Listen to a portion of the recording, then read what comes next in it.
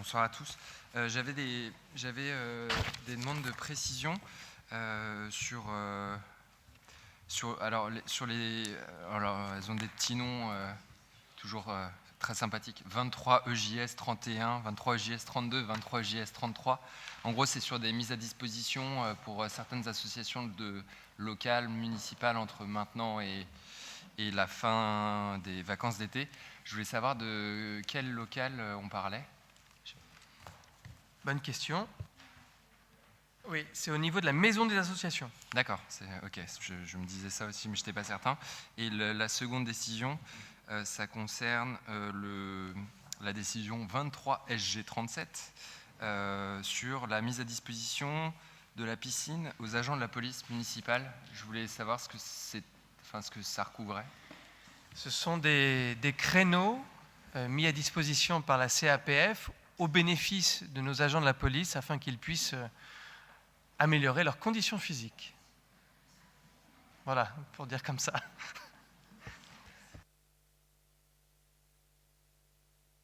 Ils m'en voudront pas. Est-ce qu'il y a d'autres questions sur cette liste de décisions? Très bien, merci. On peut passer au procès-verbal de la séance du 13 février. Est-ce qu'il y a des questions particulières sur ce procès-verbal avant de passer au vote? Daniel Raymond. Juste une question sur quelque chose qui ne figure pas, mais qui a été évoqué pourtant dans le conseil précédent et dans ceux d'avant. C'était une demande que j'avais formulée déjà à votre prédécesseur, et à vous-même, monsieur le maire, sur le bilan des associations auxquelles la ville est inscrite, pour lesquelles elle paye une participation. Donc ça remonte maintenant à un peu plus d'un an. Et lors des précédents conseils et du dernier, entre autres, vous m'aviez laissé entendre que ce compte-rendu, ce bilan était sur le point d'arriver. Donc pour éviter qu'on en reparle ce soir, j'en parle tout de suite au départ, savoir où il en est. De l'art d'être constant, donc c'est au prochain conseil, puisque c'est le vote du conseil du compte administratif. On vous proposera ainsi que le vote des subventions aux associations, la liste claire de toutes les représentations auxquelles la ville a décidé de participer, et cette liste, elle est prête, ne vous inquiétez pas, mais c'est pour le prochain conseil, monsieur Raymond. Est-ce qu'il y a d'autres questions sur le procès-verbal? Pas de questions. Qui est contre? Qui s'abstient? Merci pour votre vote. On va passer aux délibérations du jour, avec une première délibération qui concerne les finances par Laurent Roussel sur le vote des taux des impôts directs. Oui, bonsoir à tous. Donc on va commencer par des bonnes nouvelles. Ça concerne le vote sur les taux, puisqu'il reste constant pour la énième année. Je ne sais plus depuis combien de temps, 7e on me dit. Donc depuis 7 ans, on n'a pas augmenté les taux. Donc malgré la conjoncture et malgré le fait que beaucoup de communes les augmentent et parfois avec des augmentations qui sont plus que conséquentes. En ce qui concerne la taxe foncière, donc on reste à 43,49%. La taxe foncière sur les propriétés non bâties, 117,25%. Et la taxe d'habitation sur les résidences secondaires et sur les logements vacants, qui était avant la taxe d'habitation et qui avait été figée cette année, on est tenu de la revoter à 15,86%. Donc tout ça étant constant. Merci Laurent. Est-ce qu'il y a des questions sur cette première délibération? On va la passer aux voix. Qui est contre? Qui s'abstient? Merci pour votre vote. Nous allons attaquer quelques délibérations concernant le vote du budget primitif pour l'année 2023. Il y aura le budget principal et puis le budget annexe du théâtre. Et avant de passer la parole à Laurent Roussel, je voulais effectivement remettre un tout petit peu en perspective ce qui vous est présenté ce soir. Fait suite, bien sûr, au débat d'orientation budgétaire que nous avons eu ensemble le 13 février dernier, qui a permis d'expliciter un petit peu le contour général dans lequel ce budget, et d'ailleurs pas que le nôtre, dans lequel se construisent les budgets des collectivités locales en ce moment, avec évidemment un contexte national plutôt difficile, avec des factures énergétiques qui n'ont de cesse d'augmenter. On en a aujourd'hui clairement l'affichage en termes de charges, avec des hausses de matériaux et de matières premières aussi assez importantes qui ont une incidence évidemment dans tout ce qui est fonctionnement, dans tout ce qui est achat de matière, dans tout ce qui est poursuite des travaux de la ville, la hausse des taux d'intérêt d'une façon générale en France, et puis aussi le point d'indice pour les agents de la fonction publique qui a connu, et c'est tant mieux pour eux, une hausse en juillet dernier. Donc nous avions eu en 2022 une demi-année d'impact, et évidemment pour 2023 ce sera une année pleine.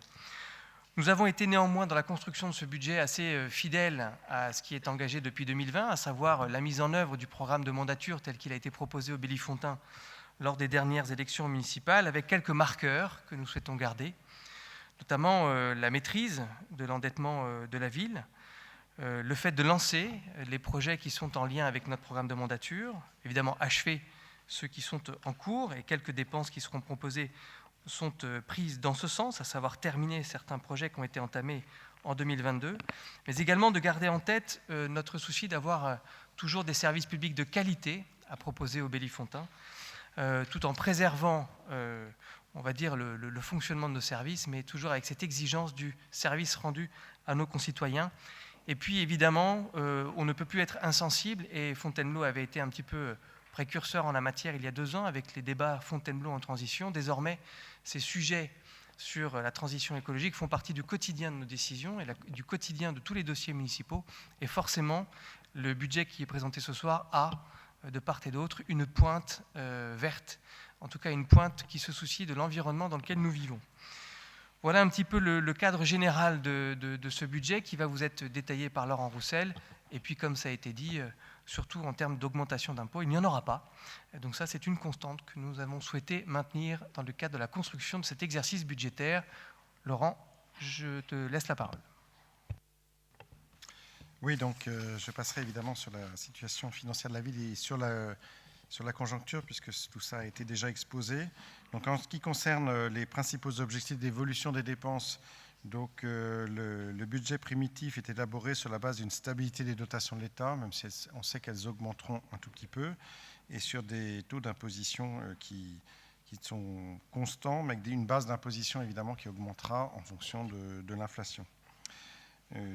En ce qui concerne les investissements, nous avons intégré les projets que nous avions déjà, pour lesquels nous sommes déjà engagés, ce qui était prévu, c'est-à-dire la rénovation des bâtiments qui permettront d'engendrer des économies, l'investissement dans l'éclairage en LED pour l'éclairage public et la réduction des consommations, l'accessibilité de l'hôtel de ville avec l'ascenseur, la construction de l'ascenseur, la rénovation et l'entretien courant des bâtiments municipaux et des espaces publics, la poursuite de la restauration du mur de Ferrare, donc monument historique, la fin de l'aménagement de la médiathèque, le bâtiment de la Charité royale, donc en particulier des études sur le premier étage, le début de la décarbonisation de la flotte automobile, les diagnostics pour vérifier et mettre en sécurité certains bâtiments, et notamment le bâtiment de la mission, le début de la rénovation et de l'extension du groupe scolaire Lagorce, les travaux et achats de cases funéraires au cimetière et l'achat du terrain dans la mise en place du réseau de chaleur biomasse.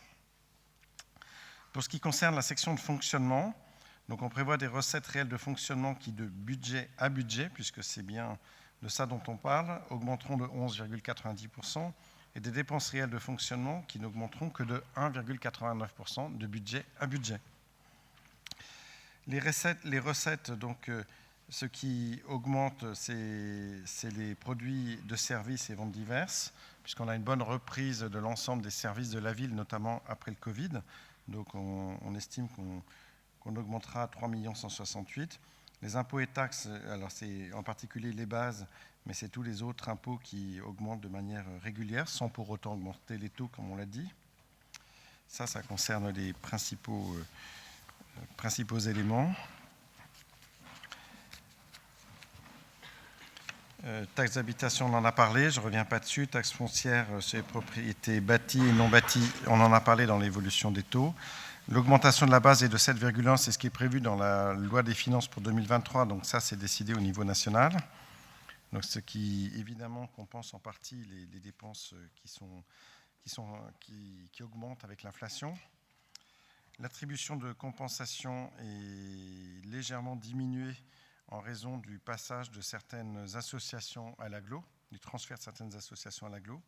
Donc on aura 800 760, donc on perd 94 960, mais on aura évidemment une réduction des subventions à ces associations à due concurrence. Point sur les droits de mutation qu'on a prévus en légère baisse.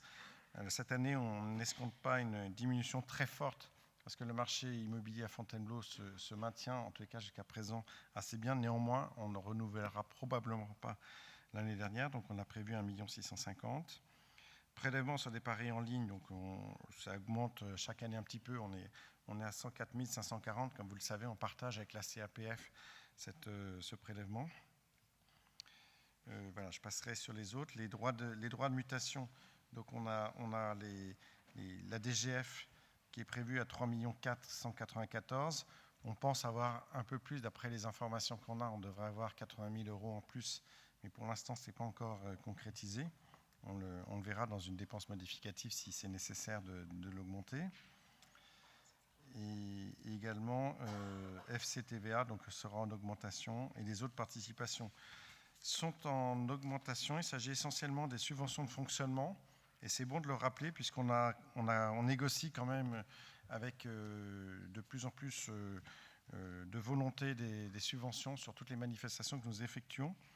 Donc pour la jeunesse périscolaire, 71 500 avec la CAF, Natura 2000, 75 000, la classe de la biodiversité, 8 500, sport santé, 22 500. Et je m'arrêterai là, mais l'important, c'est qu'on a également la DRAC pour les horaires de la médiathèque avec une contribution pour le personnel à hauteur de 80 000 €. Donc c'est important de rappeler qu'on reçoit des subventions, y compris pour le fonctionnement. En ce qui concerne les dépenses, donc on prévoit des dépenses globales de 24 743 429,15 en augmentation uniquement de 1,89. C'est vrai que tout le budget de 2022 n'avait pas été consommé, mais on n'a pas encore les comptes administratifs qui seront présentés lors du prochain conseil municipal.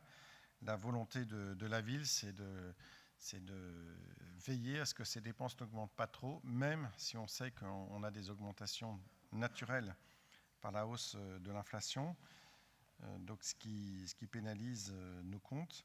Néanmoins, il y a un effort qui sera fait pour maîtriser ces dépenses.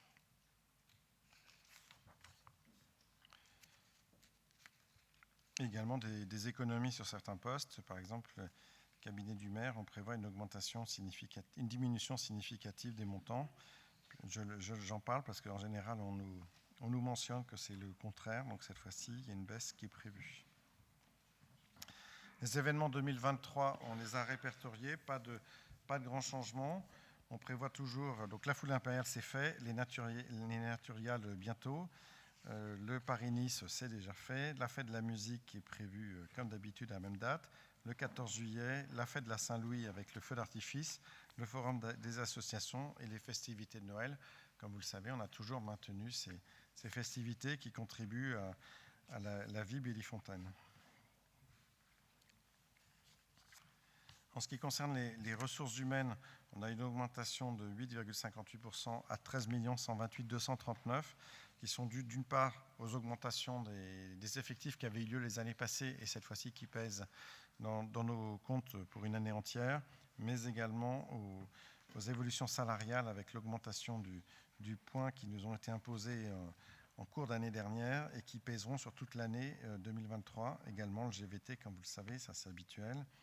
La mise en place du complément indemnitaire annuel en lien avec le RIFSEP qui est estimé à 130 000 €. Donc c'est l'ensemble de ces points qui nous permet d'avoir un budget qui augmente de 13 128 000.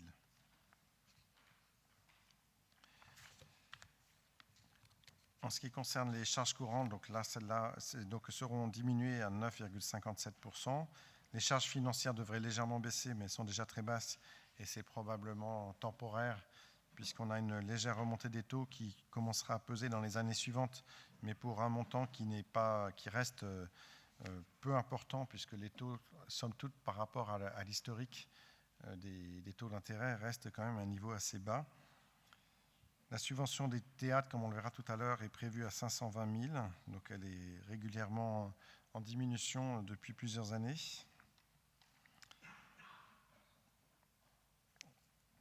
Alors après, je passerai donc les frais la synthèse de la section de fonctionnement. Donc 26 021 pour les recettes réelles et 26 034 pour les recettes de fonctionnement.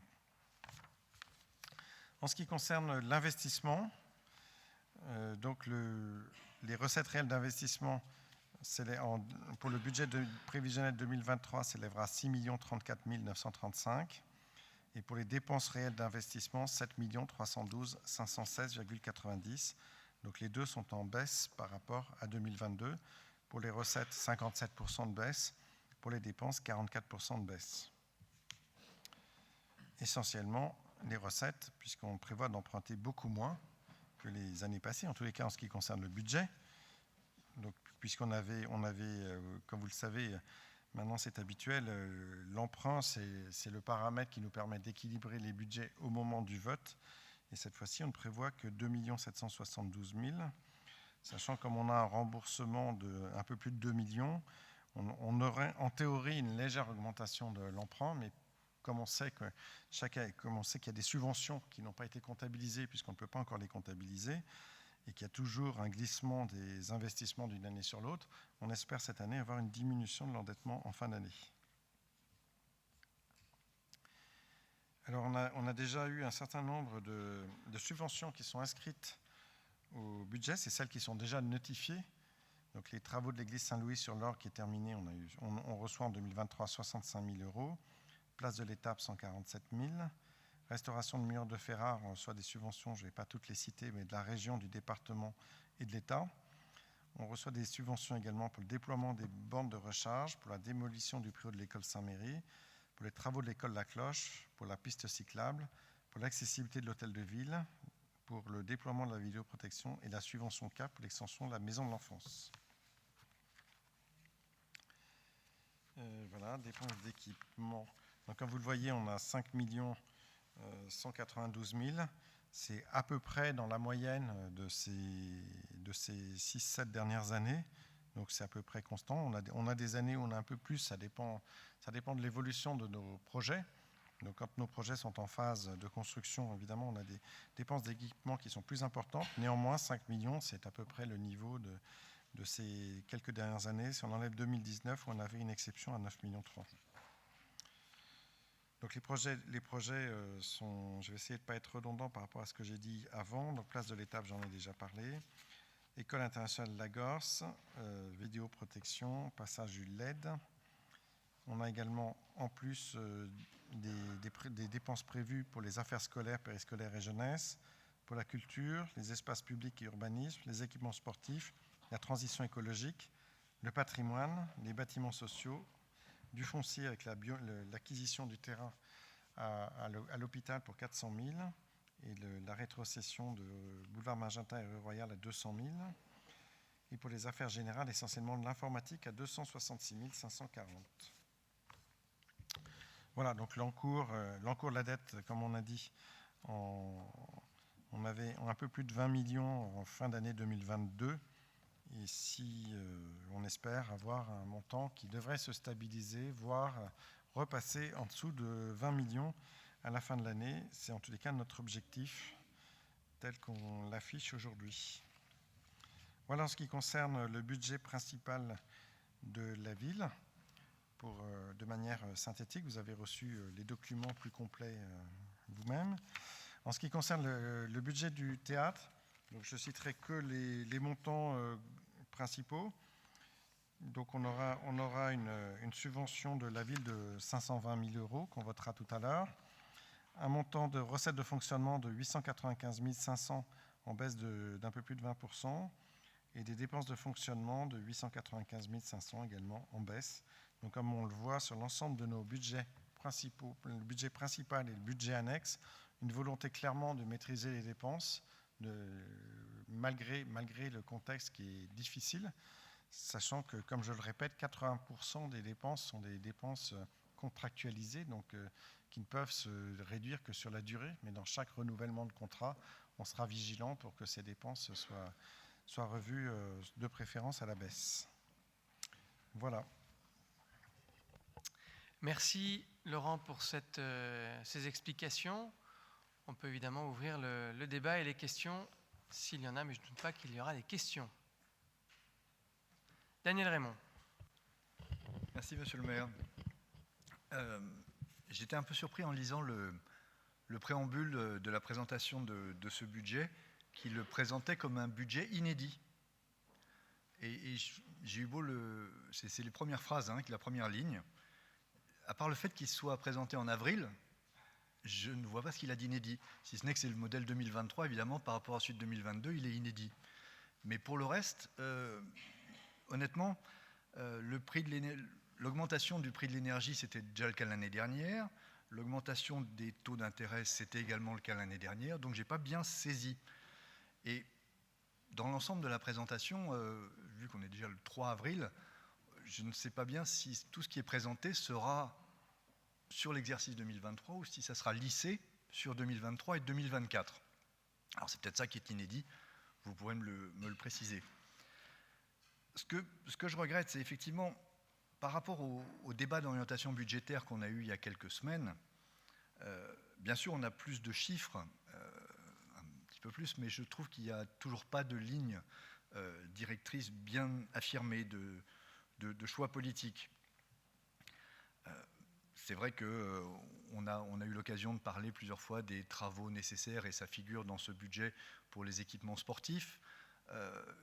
On est toujours en attente de savoir ce qu'on va faire avec la CAPF. Est-ce qu'on continue le transfert des compétences ou pas? On voit aussi dans ce budget que beaucoup d'associations ont déjà quitté la ville pour aller vers la CAPF dans une logique de fonctionnement. Et je trouve dommage qu'on parte encore cette année sur 350 000 € d'investissement pour les équipements sportifs sans qu'on ait une réelle réflexion sur le transfert de compétences. 2-3 autres points que je voulais évoquer, c'est la place de l'étape. Il est fait état d'augmentation et de factures qui ont augmenté énormément. Il me semblait pourtant qu'on avait déjà, par exemple au moment de la fontaine, déjà fait des modifications pour pouvoir faire face à ces augmentations, donc j'étais un petit peu étonné. L'école Lagorce, on parle aussi d'un budget de 11 millions. Bien sûr, ce n'est pas sur 2023, c'est sur l'ensemble du mandat, même peut-être plus. Et je pense que ça serait bien aussi qu'on ait une vision de ces emprunts, des emprunts nécessaires et des dépenses au-delà du simple budget 2023. La voirie, il est fait état d'une ligne budgétaire d'1,1 million.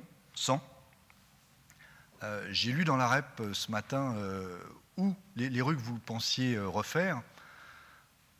J'ai du mal à faire correspondre les chiffres et les dénominations. 1,1 million, quand on sait qu'avec 1 million d'euros, on fait 300 mètres de voirie, je ne vois pas comment on peut remettre en état les voiries que vous évoquez dans la République ce matin, quand on sait qu'il y a d'autres voiries qui ont des besoins urgents de réfection. On peut parler des 2 voiries qui encadrent les chantiers, la rue du Docteur Matry et la rue Lagorce, qui vont avoir besoin de réfection profonde. Mais il y en a d'autres, vous les connaissez comme moi, dans la ville, un peu plus loin de l'hypercentre. Voilà mes remarques. On parlait du sport tout à l'heure, je parlais du sport tout à l'heure et des 380 000 € prévus pour des équipements sportifs. J'aurais aimé avoir quelques précisions sur ces travaux. Merci. Merci, Monsieur Raymond, pour ces questions. Je vais essayer de les reprendre dans le bon ordre, en essayant d'apporter les éclairages nécessaires. Bon, on peut jouer sur les mots inédit, pas inédit. Il y a quand même un contexte national et des finances publiques, mais il y a juste à ouvrir le téléviseur pour ça, pour savoir qu'on est dans un contexte qui donne aux collectivités locales une énorme pression dans la construction budgétaire, pas que Fontainebleau. La plupart des collectivités sont soumises à cette pression. Donc c'est ce contexte qui est inédit. Je ne crois pas qu'on ait déjà vécu, en tout cas ces dernières années, depuis le Covid, autant de pression sur les budgets et sur les finances publiques. Donc voilà, c'est ça qui est inédit. Après, voter en avril, on aurait pu le voter le 14 avril. Ça fait partie des délais légaux. Bon, tout va bien, on est dans le timing et les services de toute façon continuent à travailler. Et à votre inquiétude pour savoir si on réalisera tout à l'échelle 2023, on fera tout pour, puisqu'on a déjà commencé à y réfléchir et que ce soir, on vote le budget primitif en bonne et due forme. Le DOB, alors oui, on peut effectivement se poser des questions sur la CAPF. Qu'est-ce qu'on transfère, qu'est-ce qu'on ne transfère pas? La CAPF est une logique intercommunale de partage de vision et de stratégie. Avant de transférer, il faut être d'accord sur la vision et la stratégie. Il y a peut-être effectivement des débats à porter, tous ensemble d'ailleurs, parce que vous y siégez aussi, Daniel, au niveau de la CAPF sur ces questions-là. Donc peut-être que le niveau préalable de discussion, c'est bien celui de la CAPF pour savoir quelle est la vision stratégique à l'échelle de l'agglomération avant de se dire je mets dans la corbeille de la mariée tel ou tel équipement et surtout on discute avec les collègues pour savoir s'ils sont d'accord parce que ce sont des politiques qui se portent après à l'échelle intercommunale. Donc en fait c'est pas Fontainebleau qui arrive et qui dit je vous donne ça et il n'y a plus qu'à. C'est un débat sur la vision, le rôle et l'intérêt de cette intercommunalité, mais on pourra en reparler, je pense, et j'en suis sûr, à l'échelle de la CAPF très prochainement. La place de l'étape, je ne vais pas rentrer dans les détails, il y a effectivement des dépenses qui ont eu des coûts qui ont augmenté, je dirais les matériaux, les approvisionnements, tout ça. C'est ce que tout le monde subit depuis plus d'un an avec la suite de la crise Covid, la crise ukrainienne, qui fait évidemment augmenter pas mal de matières. On est sur la fin des travaux de la place de l'étape, tout ça, ce sont des factures qui suivent leur cours et qui ont connu des augmentations. On s'en serait passé, je vous garantis, si on avait pu. Je garderai l'école Lagorce pour la fin parce que c'est un sujet sur lequel il faut peut-être s'attarder un petit peu. Les équipements sportifs, les travaux, on a, comme vous le savez, parce que vous étiez il n'y a pas si longtemps que ça en charge du sport, des gymnases vétustes et qui nécessitent malgré tout des interventions. Le gymnase Martinel a besoin d'interventions sur des revêtements et de l'isolation. Donc tout ça, c'est des investissements courants qu'on est obligé de faire parce qu'après, on atteint la sécurité et on atteint aussi la performance énergétique des bâtiments. Donc voilà, on se dit qu'il faut investir malgré tout sur ces équipements avant qu'il y ait le grand soir des équipements sportifs au niveau communautaire. Sur la voirie, on a effectivement prévu la rue des Bois, la rue d'Ennecourt et la rue de Ferrare qui n'ont pas le même niveau d'intervention. La rue des Bois, on s'était engagé à l'issue des travaux de la place de l'Étape d'intervenir rue des Bois, mais en totalité, c'est-à-dire la chaussée et également le traitement des réseaux, ce qui coûte pas mal d'argent. Après, sur la rue d'Ennecourt, on s'engage sur la chaussée, sur le tapis. Et sur la rue de Ferrare, on traitera la rue après la rénovation du mur pour après avoir terminé notre intervention sur ce secteur-là. Donc, tout ceci nous semble cohérent, fait partie d'un programme pluriannuel d'investissement. Il y a de nombreuses voiries qui demandent à être traitées au niveau de la ville. Oui, ce n'est pas nouveau, mais comme cela a été bien expliqué par Laurent tout à l'heure, on a un budget d'investissement qui reste contraint et sur lequel nous essayons d'exercer quelques priorités. Si on avait évidemment les moyens d'intervenir partout, je pense qu'on le ferait assez aisément. Chaque année, nous investirons sur la rénovation de la voirie, ce qui n'empêche pas d'avoir dans le fonctionnement courant des interventions si la voirie est en un état de dégradation important pour permettre de refaire un petit peu les nids de poules et de remettre du goudron là où c'est nécessaire. Mais les réflexions totales, telles qu'envisagées dans ce budget, oui, ça demande beaucoup d'efforts financiers. Et en tout cas, la ville y consacre des efforts importants.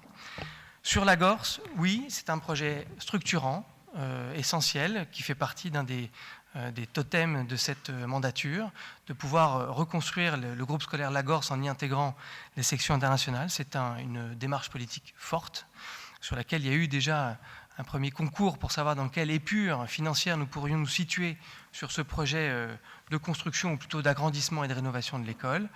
Aujourd'hui, les premiers chiffres nous annoncent effectivement 11 millions d'euros.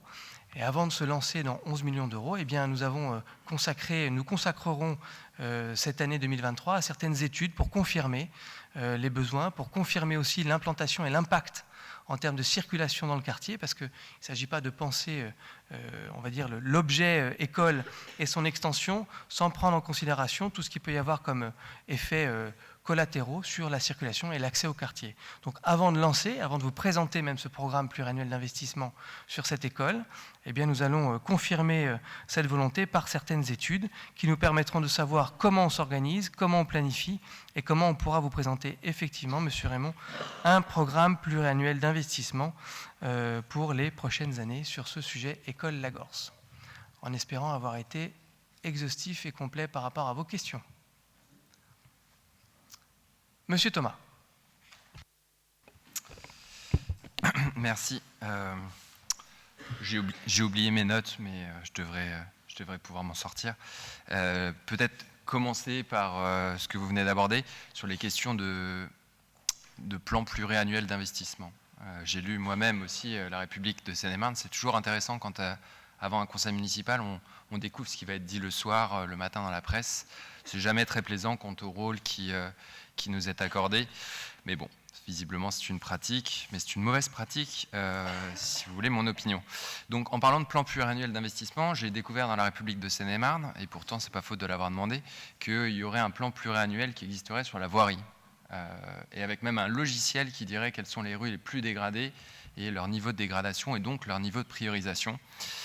Comme ça a été demandé à maintes reprises, et ce depuis plusieurs années, nous serions très preneurs que le conseil municipal puisse disposer d'une information exhaustive sur ces niveaux de dégradation et sur le plan pluriannuel correspondant, c'est-à-dire combien de rues prévoit-on de rénover chaque année, quel type de rénovation.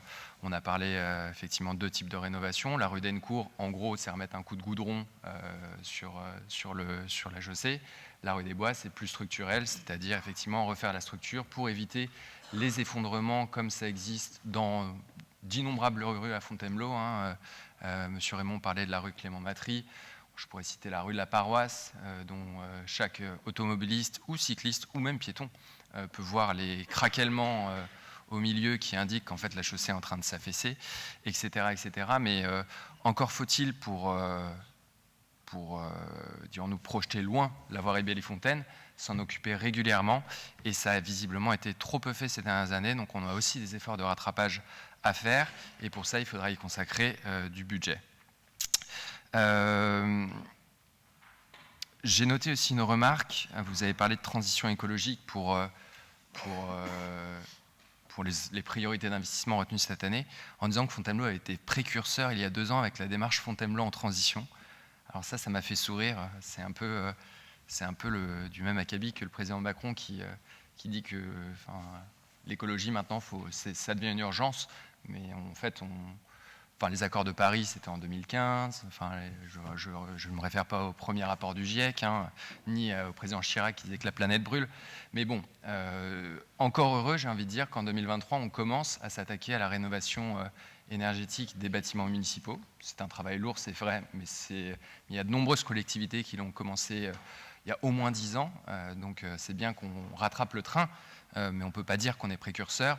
Idem pour changer l'éclairage public par des LED. Vous prenez l'exemple même des opérateurs de parking, y compris d'ailleurs à Fontainebleau. Ça fait plus de 10 ans que tous sont passés sur des systèmes de LED et que même les particuliers ne peuvent plus acheter autre chose. Donc en fait, c'est quand même pas très précurseur que d'aller là-dessus. Sur les grands équilibres, et c'est plutôt le slide précédent, je ne sais pas si on peut le repasser, mais qui parle du fonctionnement. Là, quand même, on a un désaccord de fond sur les chiffres. Je suis désolé, mais on ne peut pas comparer. Enfin, en fait, ça n'a aucun sens de reprendre comme base de départ un prévisionnel de l'année dernière. On est le 3 avril, comme le disait mon collègue Daniel Raymond.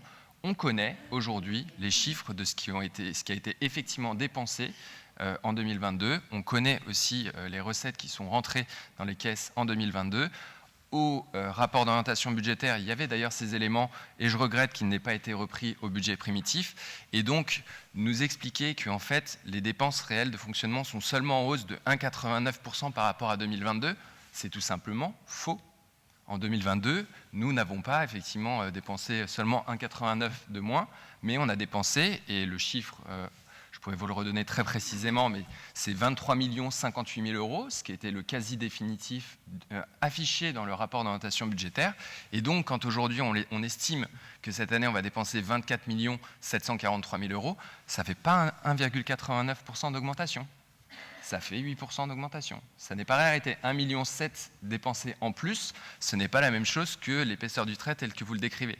De la même manière pour les recettes de fonctionnement, c'est pas ça non plus. En recettes de fonctionnement, il y a eu plus de recettes de fonctionnement que ce qui avait été prévu l'année dernière. Il y a eu 25,2 millions. Donc là, on est en prévisionnel, c'est 26 021 000 euros. Donc ça veut dire seulement 800 000 euros d'augmentation des recettes de fonctionnement. Donc en fait, il faut arrêter de reprendre comme base de départ un estimatif qui ne correspond plus à rien dès lors que c'est passé et qu'en plus l'estimation n'était pas juste. Autant prendre les vrais chiffres, ce qui a été réalisé, et puis construire aussi notre budget prévisionnel qu'on vote quand même le 3 avril, donc quand même on a déjà une partie de l'année qui a avancé par rapport à ce qui a effectivement été réalisé et non pas par rapport à des prévisions qui se sont avérées fausses. C'est le principe même d'une prévision, de ne pas pouvoir toujours être juste. C'est d'ailleurs comme ça que la méthode budgétaire est construite au conseil d'agglomération. On a voté le budget tous ensemble aussi, tous ceux qui sont conseillers communautaires autour de la table la semaine dernière.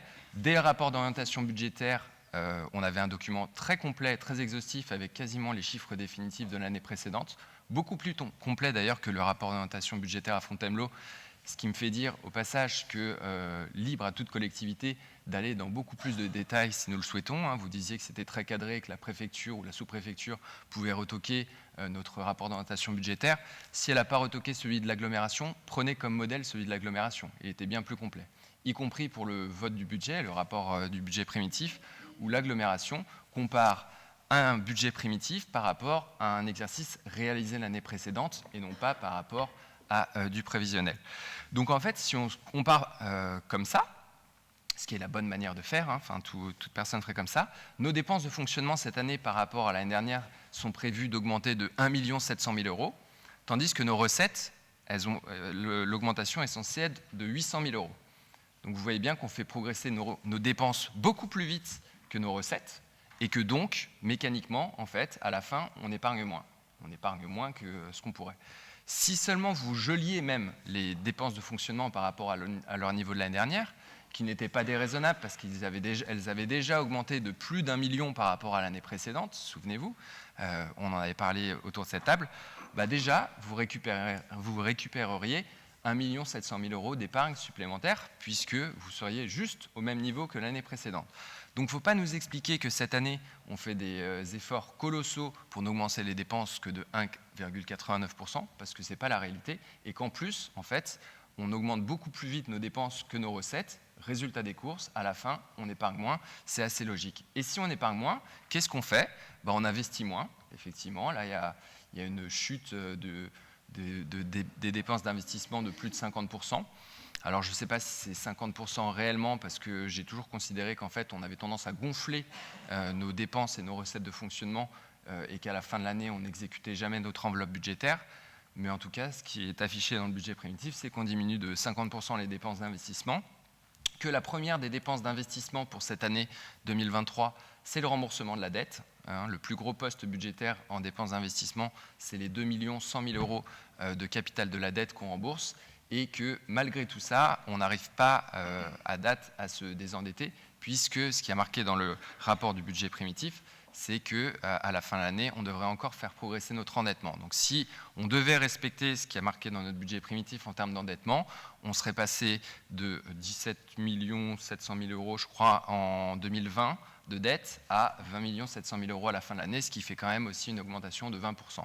Donc, résultat des courses, on prévoit aujourd'hui d'épargner moins, du coup d'investir moins et de s'endetter plus. Ça ne me paraît pas être un cercle très vertueux, et surtout ça ne correspond pas du tout à ce que vous aviez affiché dans le rapport d'orientation budgétaire. Mais le rapport d'orientation budgétaire, c'est un peu comme le PADD, on peut tout y lire et son contraire. Donc, c'est-à-dire que dans une des phrases, il était indiqué qu'on allait faire nos meilleurs efforts pour diminuer nos dépenses de fonctionnement pour pouvoir justement épargner davantage et donc investir davantage. Et là, cette année, donc 2 mois plus tard, je lis page 3, que dans les principales priorités affichées, on doit avoir des moyens supplémentaires nécessitant une progression des frais de fonctionnement et de la masse salariale.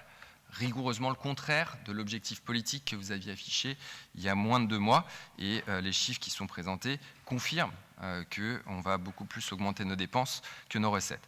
Sur les impôts, je ne l'ai pas mentionné, mais M. Roussel ne me corrigera pas quand je le mentionnerai, mais ça me paraît important, y compris pour ceux qui nous regardent ce soir. Quand une collectivité n'augmente pas les taux d'imposition, ce qu'on fait ce soir, c'est-à-dire qu'on n'augmente pas le taux des impôts locaux, ça ne signifie pas pour autant que lorsque les contribuables reçoivent leur fiche d'impôt, les impôts n'augmentent pas. Parce que l'impôt local, c'est le produit de 2 choses, le produit à la fois d'un taux décidé par la ville de Fontainebleau, enfin le conseil municipal, et puis d'un produit des bases. Et les bases, elles, augmentent par un vote décidé par les parlementaires, donc à l'Assemblée nationale, qui cette année a décidé d'augmenter les bases de 7,1%. Résultat des courses, quand même, cette année, les Bellifontins verront leur impôt progresser de 7,1%, non pas de la faute de la collectivité, mais effectivement de par la responsabilité du Parlement et des parlementaires qui ont voté ça. L'effet quand même pour Fontainebleau, la collectivité cette fois-ci, c'est que ces recettes supplémentaires viendront compléter l'augmentation des recettes de fonctionnement qui, comme je le disais, s'élève à 800 000 € pour cette année. C'est tout ce dont je me souviens de mémoire. Sur les priorités d'investissement, je rejoins ce qu'on a déjà dit d'ailleurs au Conseil, lors du rapport d'orientation budgétaire, sur effectivement à la fois l'absence de direction et puis pour moi des choses que je trouve encore une fois importantes, et je ne m'arrêterai pas de les souligner tant que je ne verrai pas des actions se concrétiser et pas simplement des paroles réconfortantes, en particulier sur tout ce qui est arrêter les projets de bétonisation ici ou là. Et ça, je le dis et je le redis, ça passe notamment par une modification du PLU à engager d'urgence pour corriger toutes les scories qui doivent être corrigées et éviter qu'on puisse laisser faire les promoteurs qui se contenteraient de respecter simplement le plan local d'urbanisme, mais qui seraient dans leur bon droit. Donc ça me paraît être aussi une priorité à développer pour l'année en cours. J'avais indiqué lors du rapport d'orientation budgétaire que la deuxième priorité, c'était aussi tous les aspects liés à la sécurité du quotidien. Je constate que sur la vidéoprotection, qui est aussi, là encore, annoncée dans les colonnes de La République, cette année, en fait, on va simplement, si j'ai bien compris, commencer quelques études préliminaires, puisqu'il n'est budgété que 47 000 €. 47 000 €, bon, peut-être que ça fait l'achat de 1 à 2 caméras, mais ça ne fait pas davantage. Là encore, ça me paraît être un point clé à développer. J'observe d'ailleurs avec satisfaction qu'il est mentionné aussi dans La République de Seine-et-Marne que dorénavant, certains jours, en particulier les week-ends, la police municipale ferait des rondes en soirée jusqu'à 2 h du matin. Une très bonne idée inspirée du programme des Bellifontins au cœur, que nous vous remercions d'enfin mettre en œuvre, même si jusqu'à présent on nous expliquait que c'était déjà le cas et qu'il n'y avait donc pas besoin de le faire puisque c'était déjà le cas. Visiblement, ça n'était pas tant le cas que ça. En tout cas, c'est très positif et là-dessus, on est très satisfait de voir que ça se concrétise. Merci à vous. Bien. Merci, Monsieur Thomas. Je vais essayer de prendre quelques éléments, et toujours dans ce souci d'apporter des réponses les plus claires possibles quant à votre intervention. Et puis, je proposerai à Laurent d'avoir cette expertise financière pour vous démontrer qu'il n'y a rien d'incohérent de comparer un budget primitif avec un budget primitif et un CA avec un CA. Ça reste à peu près cohérent, en tout cas, je le pense. Sur la transition écologique, ne me faites pas dire ce que je n'ai pas dit. Je ne pense pas avoir dit que Fontainebleau était là où tout s'était inventé.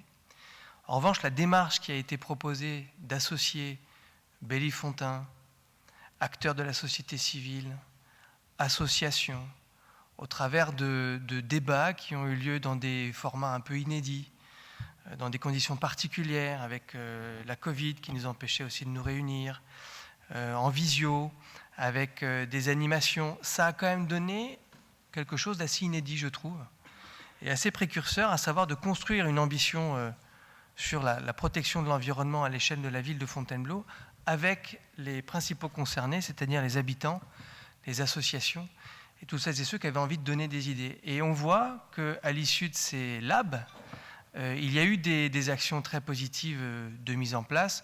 J'en citerai une dont on a déjà parlé, et qui me vient comme ça, mais il y en a plein d'autres, mais on a déjà parlé autour de ce conseil municipal, à savoir la gestion des biodéchets avec cette association Compost et nous, qui, tout ça est né de ces débats. Ça paraît être des petits pas, des petits gestes, mais grâce à ces actions, Fontainebleau se projette vers une gestion saine et, on va dire, avec de belles valeurs pour l'avenir. C'est en ça que c'est exemplaire et inédit. En tout cas, moi, je suis plutôt fier de ce qui a été lancé.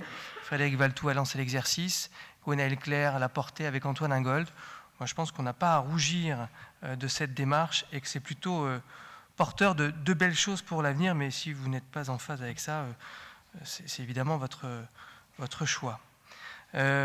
Sur tout ce qui est, on va dire, désendettement, endettement, oui, on peut faire tout dire aux chiffres. La réalité est que dans ce budget primitif, nous n'avons pas mis, puisque nous ne les avons pas encore, toutes les subventions que nous avons demandées. Et quand on met 47 000 € sur la vidéoprotection, c'est qu'on attend effectivement des bonnes nouvelles sur des accompagnements financiers de la part de l'État, et que tant qu'on ne les a pas, on ne les inscrit pas. Ça s'appelle avoir un budget sincère lors de sa construction.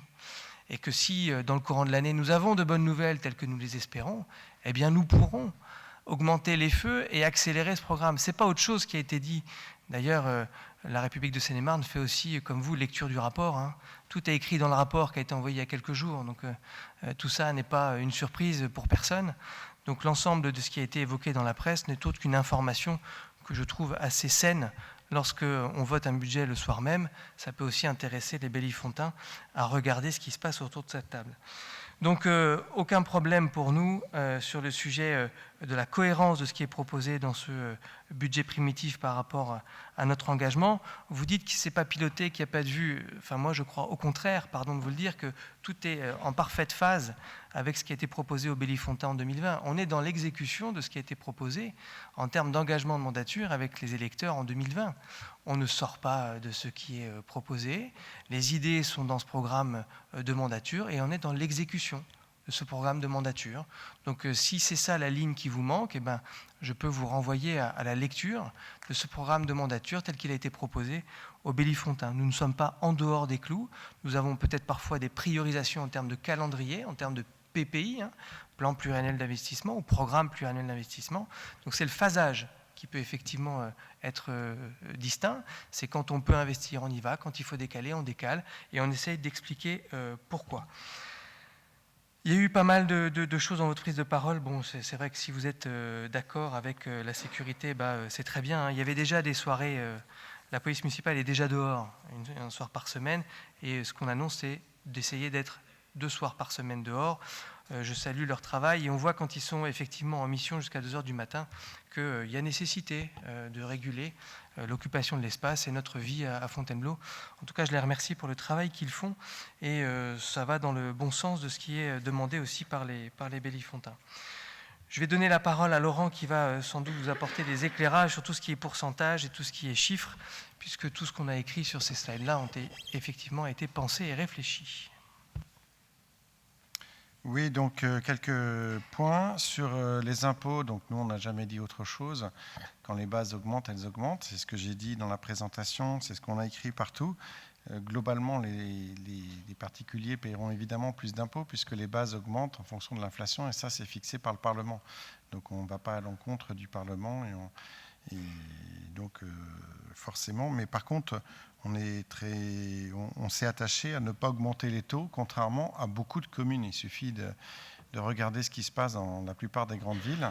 Je ne parle pas de Paris qui fait très fort, mais de nombreuses villes augmentent leur taux de manière conséquente et nous les maintenons à pourcentage constant. Et d'ailleurs, je cite que la CAPF ne les augmente pas et que c'est quand même dû en grande partie aux élus de la majorité Bellifontaine qui l'an dernier avaient exprimé le souhait qu'ils n'augmentent pas alors qu'il y avait des objectifs d'augmentation qui étaient importants. Et pour la 2e année, la CAPF n'augmente pas non plus ses taux. Donc les Bellifontins pourront constater que ni les taux de la CAPF ni ceux de la ville, puisque de la CAPF, pour répondre à M. Raymond, nous en faisons largement partie et nous y contribuons largement. Donc les taux n'augmentent pas ni pour l'un ni pour l'autre. Donc c'est quand même une bonne chose dans cette période d'augmentation de l'inflation que les élus agissent en essayant d'économiser et de gérer au mieux les finances de la ville. En ce qui concerne l'investissement, vous avez parlé des montants d'investissement, ils sont de 5 millions cette année. C'est vrai qu'on l'a toujours dit, les montants d'investissement, entre le budget et le réalisé, il y a toujours des différences. Ça, on ne l'a pas caché, puisque quand on engage, je crois que je le dis à chaque fois, mais je le redis encore une fois, quand on engage des dépenses, parfois les chantiers peuvent s'étaler sur plusieurs années. Là, on espère réaliser un montant qui sera sans doute plus près du montant budgété, de telle sorte qu'on aura un montant d'investissement qui sera à peu près similaire à la moyenne des dernières années, des 5 dernières années en tous les cas. Pour ce qui est du budget, moi j'ai envie de citer ce que disait la vice-présidente en charge des finances à la CAPF, puisque vous avez cité la CAPF, qui disait lors du dernier conseil, un budget, ça se compare par rapport au budget de l'année d'avant. Donc nous faisons exactement la même chose que la CAPF. On peut mentionner des comptes administratifs prévisionnels. Nous avons choisi de ne pas le faire puisque les comptes administratifs n'ont pas été encore approuvés. Ils le seront lors du prochain conseil. Mais un budget, ça se compare par rapport au budget d'avant. On ne mélange pas les chiffres. Le budget, c'est à la fois, ça exprime d'une part une volonté politique, et notre volonté, elle est bien de maîtriser les dépenses, et également c'est également technique pour permettre aux services d'engager des dépenses dans la limite de ce budget. Donc on compare d'un budget par rapport à notre budget. On a beau dire ce qu'on veut, les comptes administratifs c'est autre chose. Les comptes administratifs c'est ce qui est réalisé à la fin. Donc il n'y a pas de raison de ne pas comparer les deux. D'ailleurs c'est comme ça que ça doit se faire et c'est comme ça que la CAPF le fait également. En ce qui concerne les comptes administratifs, moi je vous propose d'attendre le prochain conseil. Effectivement, pour le coup, on peut comparer des comptes administratifs d'une année sur l'autre. D'ailleurs, c'est comme ça que se feront toutes les analyses financières sur les collectivités locales. On ne compare pas par rapport au budget, on compare un CA par rapport à un CA, comme on compare un budget par rapport au budget précédent. Donc ça, on ne changera pas puisque tout le monde le fait, y compris la CAPF. Et en ce qui concerne l'endettement, vous avez dit qu'on prévoyait une augmentation de l'endettement. Notre objectif, c'est au contraire de le baisser. On verra bien, et là encore, on verra bien dans les CA, puisque dans le prévisionnel, comme je l'ai toujours dit, l'endettement, c'est ce qui permet d'équilibrer le budget d'investissement. Et donc l'emprunt, en fait, permet d'équilibrer le budget d'investissement. Donc il est souvent d'un montant supérieur à la réalité, puisqu'on ne peut pas connaître aujourd'hui toutes les subventions qu'on aura. On ne peut pas connaître, comme vous l'avez dit d'ailleurs, les investissements, ce qui sera réalisé et ce qui sera reporté à l'année suivante.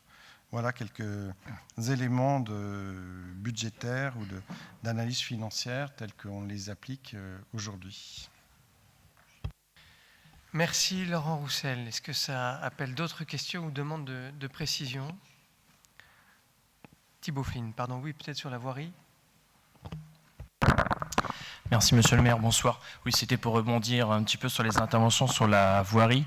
Je crois que finalement on est tous d'accord pour dire qu'il faut accélérer sur les rénovations de voirie, donc c'est exactement ce qu'on fait à travers ce budget. Pour répondre à Monsieur Raymond, non, 1 million d'euros pour 300 mètres de voirie, non, c'est pas vraiment le prix, et heureusement d'ailleurs, c'est beaucoup plus complexe que ça. Ça dépend évidemment de la largeur de la voirie. On se doute bien que la rue des Bois ou la rue Grande, c'est quand même pas pareil. Ça dépend du type de travaux qu'on mène. Effectivement, monsieur le maire l'a dit, si on fait une rénovation complète avec les trottoirs, avec l'enfouissement des réseaux aériens, et bien sûr avec la reprise de l'enrobé, ce n'est pas le même prix qu'une simple reprise d'enrobé. Et ça dépend aussi des matériaux qui sont choisis. Quand on refait une rue dans un secteur avec des dalles calcaires, par exemple, c'est évidemment pas le même prix qu'une rue en enrobé sur les trottoirs. Ça, c'était la première chose. Deuxième chose, sur le plan pluriannuel pour M. Thomas. En fait, je pense qu'il ne faut pas être aussi rigide que vous le souhaitez. Parce que si j'ai bien compris, vous souhaitez un plan pluriannuel sur 4 ou 5 années avec la liste des rues et la date à laquelle on commencerait et on terminerait les travaux. En réalité, en fait, on ne peut pas vraiment travailler comme ça, sauf pour des places, par exemple, la place d'Armes de Main, la place Charles de Gaulle, etc. Et c'est tout l'enjeu, en fait, effectivement, du dispositif qu'on a pris, qui fonctionne avec une intelligence artificielle, d'ailleurs, dont la presse s'est fait écho récemment, mais en fait qui permet tous les 6 mois de constater non seulement l'état des voiries, mais surtout la vitesse de dégradation des voiries, qui n'est pas la même en fait en fonction des rues, en fonction de la structure de la voie. Enfin bref, un technicien vous expliquerait ça beaucoup mieux que moi, mais typiquement une rue qui paraît aujourd'hui un peu dégradée, elle sera peut-être beaucoup moins dégradée dans 5 ans qu'une rue qui aujourd'hui est quasi neuve, parce que la vitesse de dégradation n'est absolument pas la même. Ça, c'était la seconde chose. Et enfin, la dernier élément, oui, sur la rue d'Hennecourt, enfin, quand vous dites, vous balayez d'un revers de main la reprise de la rue d'Hennecourt, c'est M. Le Cerf, qui n'a pas encore longtemps, qui fait partie de votre groupe, qui réclamait la reprise de la rue d'Hennecourt, par exemple, comme beaucoup de Pélifontins. On l'a fait et vous arrivez encore à balayer ça d'un revers de main en disant votre expression que j'ai notée, qui était un peu surréaliste. Vous avez dit... Ah oui, un coup de goudron. Mais je vois pas, enfin rue d'Hennecourt, on ne va pas refaire toute la place Napoléon Bonaparte, ça ne me paraît pas la priorité dans la ville. Donc dire qu'on va faire un coup de goudron alors que c'est quelque chose qui est très attendu, la reprise de l'enrobé de la rue d'Hennecourt, je pense que c'est plutôt quelque chose dont on pourrait tous se féliciter. Merci Thibaut. D'autres questions avant de passer au vote? Cédric Thomas. Oui, coup de goudron, c'est effectivement la traduction de reprise de l'enrobé en langage technique. C'est effectivement, vous grattez sur 11 ou 17 cm ou 18 cm, ça dépend d'ailleurs du contrat, mais 160 000 € pour la rue d'Ennecourt, tel que c'est marqué là, on ne doit pas non plus gratter très profondément. Elle sera refaite. Elle sera refaite, mais Voilà. ça c'est l'essentiel. Mais effectivement, Absolument. la vraie question, c'est plutôt la durabilité, puisque aussi la durabilité des investissements. La rue d'Ennecourt a été refaite il n'y a pas si longtemps. Il y a moins de 10 ans, hein, il y a déjà eu effectivement une reprise d'enrobé, comme on l'appelle. Donc ça, c'est la première chose. J'ai quand même pas compris, et ce serait quand même assez intéressant, sans avoir un programme détaillé année par année, d'avoir à minima, allez, quelques rues qui paraissent prioritaires, des paquets, très prioritaires, moyennement prioritaires, pas prioritaires, même sans date, ne serait-ce que pour qu'on partage un état des lieux autour de cette table. Ça me paraîtrait intéressant parce que nous ne sommes pas ChatGPT et donc on ne sait pas si la voirie se dégrade vite ou pas vite ou moyennement vite. Et puis j'avais une question corollaire que je n'ai pas posée qui concernait le budget du théâtre. Je me demandais à quel endroit je pouvais trouver le chiffre de la billetterie escomptée sur le budget du théâtre. Parce que je vois bien, enfin je ne sais pas dans quelle ligne il se trouve précisément, et si quelqu'un pouvait m'en donner un montant alors de ce qui est escompté et ce qui jusqu'à présent était, le dernier réalisé, peut-être l'estimatif du réalisé 2022 à quelques euros près. Merci beaucoup. On va vous donner ce chiffre juste sur la voirie. Enfin, Thibault l'a très bien dit, ce logiciel, en tout cas cette façon de surveiller l'espace public, c'est pour être en réactivité aussi par rapport à des degrés ou des urgences de dégradation. Donc si aujourd'hui on fait un plan pluriannuel sur 10 ans, ben on y reviendra parce qu'il y aura des urgences de dégradation sur telle ou telle chaussée et telle voirie. Ça me paraît assez normal. En revanche, quand on construit un programme, ou en tout cas quand on vous propose un budget primitif, c'est quelque chose qui est réfléchi, qui est pensé, qui est en tout cas travaillé aussi avec mes collègues de la majorité municipale et les services de la ville. Et aujourd'hui, on affirme voilà, que ces 3 voiries nécessitent une intervention l'année prochaine, et ce sera fait pour pouvoir être dans cette capacité à intervenir régulièrement sur la voirie Bellifontaine. On le sait, ça fait effectivement quelques années que l'on sait que cette voirie se dégrade. Il y a énormément de kilomètres de voirie. On peut parler de plusieurs axes, comme vous l'avez dit. Si la ville avait les moyens de le faire d'un coup, on l'aurait fait d'un coup. Ce n'est pas le cas. Donc on programme les choses et on place le curseur au niveau d'investissement qui est le nôtre, avec les choix. Vous ne pouvez ne pas être d'accord avec ces choix, auquel cas vous le dites. Vous ne pouvez ne pas être d'accord avec la façon de gérer, auquel cas vous le dites. Mais ça, c'est la façon que l'on a, nous, de vous proposer ce budget primitif pour l'année 2023. En termes de billetterie, Laurent, est-ce qu'on a affiché un objectif ? Eh bien, pour la billetterie, il faut se reporter au chapitre 70, produits de gestion courante, 170 000 €.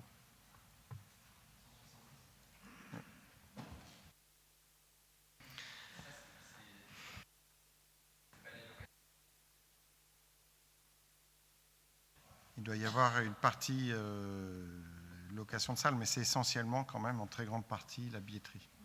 Les locations de salles s'estiment difficilement. On ne va pas anticiper le marché là-dessus. Ouais. Daniel Raymond, pour une autre question. Oui, je ne voudrais pas revenir pendant des heures sur l'histoire des taux, mais on sait que le gouvernement a supprimé la taxe d'habitation pour favoriser le pouvoir d'achat des Français, entre autres. C'était les termes qui étaient utilisés. Aujourd'hui, effectivement, les bases augmentent. Qu'est-ce qui nous empêche, nous, de diminuer légèrement les taux pour éviter de gréver le pouvoir d'achat des Bellifontins en maintenant un produit constant? Ça, c'est pour les taux, pour la taxe foncière. Mais on peut aussi se pencher sur d'autres taxes. On en avait déjà parlé l'année dernière. Il y a une taxe sur l'électricité qui augmentait déjà beaucoup l'année dernière et qui a encore plus augmenté cette année. Je cherchais, je n'arrive pas à retrouver les chiffres exacts, mais de mémoire, on passe de 250 à près de 400 000 €. Au final, c'est pris sur la facture des Bellifontins. Et les élus autour de cette table ont le pouvoir de faire baisser cette taxe, le produit de cette taxe, et donc de déplacer le curseur pour le pouvoir d'achat des Bellifontins. Donc c'est un choix qui n'a pas été retenu, je l'avais déjà dit l'année dernière, je l'avais évoqué, ça n'a pas été retenu cette année encore et je trouve ça dommage. Voilà, c'était une remarque. Merci. Je ne sais pas comment on fait pour diminuer diminuer les taux et puis maintenir un programme d'investissement. Il y a un moment donné où, je ne sais pas, il y a quelque chose qui m'échappe. On décide de ne pas augmenter la pression fiscale, ce qui est déjà un choix politique affirmé, affiché, répété, et assez constant ces dernières années. Néanmoins, on garde un niveau d'investissement important. Aujourd'hui, il est fixé à 5 millions d'euros dans le programme de ce budget primitif. Ça pourra augmenter si on a des subventions complémentaires, si on a au niveau du CA qui sera voté dans les prochaines semaines des résultats qui nous permettent d'investir davantage. Donc aujourd'hui, on maintient cette ligne directrice qui est pas d'augmentation de la pression fiscale sur ce qui est de notre pouvoir. C'est ce qui est voté ailleurs. Ben écoutez, on n'en est pas forcément responsable. J'entends, monsieur le maire, mais on a le pouvoir de les baisser, ces taux. Mais à un moment donné, tout ça est dans ce que je viens d'expliquer. On est aussi élu avec un programme, avec des actions, avec des priorités politiques, avec l'ambition de rénover et continuer à rénover certains axes de cette ville. La politique urbaine, c'est une continuité à mener encore dans les prochaines années. Donc, soit on s'arrête et on diminue toute la pression fiscale, soit on continue à faire comme on vous le propose, c'est-à-dire on n'augmente pas la pression fiscale et on gère avec bonne intelligence, avec un programme pluriannuel d'investissement que l'on peut porter. Et puis on se donnera rendez-vous à la fin de cette mandature pour bien voir que l'endettement n'a pas augmenté. Voilà, on se rend de rendez-vous à rendez-vous, c'est-à-dire d'échéance municipale à échéance municipale. Et nous, on essaye de tenir la route et de tenir l'axe des promesses qui ont été faites en 2020. Voilà. On se permettra quand même, entre ces deux échéances, de faire des remarques sur des choix qui sont faits. Et on peut ne pas être d'accord avec les remarques. Mais tout à fait. Et tout à fait. Monsieur Thomas, pour une dernière, s'il vous plaît. Oui, pardon, oui. Je vous écoutais tous les deux et ça me faisait aussi penser que pour disposer des moyens d'investir, l'option que moi je retiens, c'est effectivement agir sur les dépenses de fonctionnement. Et c'est pour ça que je m'attarde tant à vous pointer ce qui a été réalisé l'année dernière et ce qui est prévu cette année, et qu'il y a une augmentation de 1 700 000 euros des dépenses de fonctionnement, et que si ce 1 700 000 euros n'est pas effectivement consacré à des dépenses de fonctionnement, que ce soit des embauches supplémentaires ou des recours à des prestataires externes pour faire je ne sais pas trop quoi, c'est autant d'argent que vous avez ensuite disponible pour investir. 1 700 000 euros, je pense que M. Flynn serait très content de pouvoir les dépenser sur des voiries supplémentaires. Donc le débat n'est pas juste est-ce que oui ou non on augmente les impôts, c'est aussi est-ce que oui ou non on fait des choix, y compris qui peuvent être difficiles, sur nos dépenses de fonctionnement pour disposer davantage d'épargne. En tout cas, moi, c'est comme ça que je le conçois. Pour retrouver des marges de manœuvre, il faut effectivement agir sur le fonctionnement. Personne n'a dit le contraire. Fanny. Oui, je voudrais aussi mentionner, même si c'est le début d'une aventure collective avec le tissu économique de la ville et des alentours, qu'on essaye de porter des projets mécénables pour les entreprises, de les proposer aux acteurs économiques. On est sur des partenariats gagnant-gagnant. On a collecté plus de 50 000 euros l'année dernière. Ça va crescendo. C'est des choses qui sont à mettre dans les habitudes des uns et des autres, qui permettent aussi de faire connaître aussi nos politiques publiques. Donc c'est aussi pour dire qu'on essaye d'aller chercher du mécénat, les subventions, des fonds européens là où on peut. C'est pas évident. Il faut aussi des gens dans les services pour aller faire ce travail-là. Et donc, il faut en avoir conscience qu'on ne peut pas toujours réduire les coûts de fonctionnement d'une année sur l'autre si on veut arriver à aller chercher aussi des financements extérieurs. Merci. Je vous propose. Oui, bien sûr. Oui, merci, monsieur le maire. Non, je voulais simplement dire un mot pour saluer l'équilibre de ce budget qui effectivement reprend les fondamentaux qui ont été rappelés et par Julien et par Laurent, c'est-à-dire effectivement continuer à pousser l'investissement dans un contexte qui est effectivement contraint et compte tenu de la pression sur les dépenses de fonctionnement, notamment sur l'énergie. Enfin, je ne vais pas refaire le débat, ça a été très bien expliqué. Et je trouve que malgré tout, continuer à pousser les feux de l'investissement, c'est-à-dire de la modernisation de cette ville, sans couper dans les services publics, sans diminuer l'offre de services au Bélifontain, tout en essayant de continuer à avoir cette offre de service qui est quand même importante par rapport à ce qu'est la taille de notre ville, la taille démographique de notre ville, mais aussi, je veux dire, l'importance de tout ce que l'on offre, c'est quelque chose qui mérite d'être souligné. J'entends les remarques ici ou là pour dire on aurait pu baisser, c'est sûr qu'on aurait pu baisser les impôts, c'est sûr qu'on aurait pu investir moins, c'est sûr qu'on aurait pu diminuer les services publics, mais à ce moment-là, quand il y a les bonnes idées pour diminuer les recettes, ce qui serait intéressant, c'est d'avoir en face quelles sont les bonnes idées pour diminuer les services, quels services il faut enlever au Bélifontain pour arriver effectivement à permettre de proposer une diminution de recettes. L'un ne marche pas sans l'autre. On ne peut pas s'intéresser juste à des conseils pour diminuer les recettes sans dire en face, moi, je proposerais qu'en face, puisqu'on aura moins de recettes, on supprime la moitié de la programmation du théâtre, on enlève des services périscolaires, on augmente le tarif de la cantine de temps, enfin voilà. Où est-ce qu'on trouve matière à équilibrer des dépenses à une colonne recette qui serait moins importante. Voilà, bon, c'est un peu le jeu traditionnellement, effectivement, de débats qui n'apportent pas grand-chose, puisqu'on ne va jamais jusqu'au bout du raisonnement. Mais en tous les cas, moi, je voudrais saluer l'effort qui a été fait dans un contexte aussi qui n'est pas facile pour une ville comme la nôtre, puisque il faut saluer la nouvelle directrice générale des services qui est arrivée il y a quelques mois, et évidemment, c'est pas simple de reprendre le flambeau alors qu'on arrive dans une période de préparation budgétaire. Saluer l'effort de l'ensemble des services qui ont contribué aussi à l'équilibre de ce budget et qui ont permis de proposer des solutions qui nous permettent de tenir. Et puis, voilà, remercier l'ensemble pour le bon équilibre qui permet effectivement d'assurer à la fois la continuité, mais d'impulser un certain nombre de politiques nouvelles que tu as décrites. Donc, sans que ça vous procure beaucoup de surprises, je voterai pour ce budget. Merci, monsieur le député. Merci, Frédéric, pour cette intervention. On va passer au vote, si vous le voulez bien. On va commencer par l'approbation du budget primitif, budget principal. Est-ce qu'il y a des contre ? Alors, pour la bonne lecture, donc Cédric Thomas 2 fois, Dominique Le Cerf 2 fois. Attendez, en termes de pouvoir...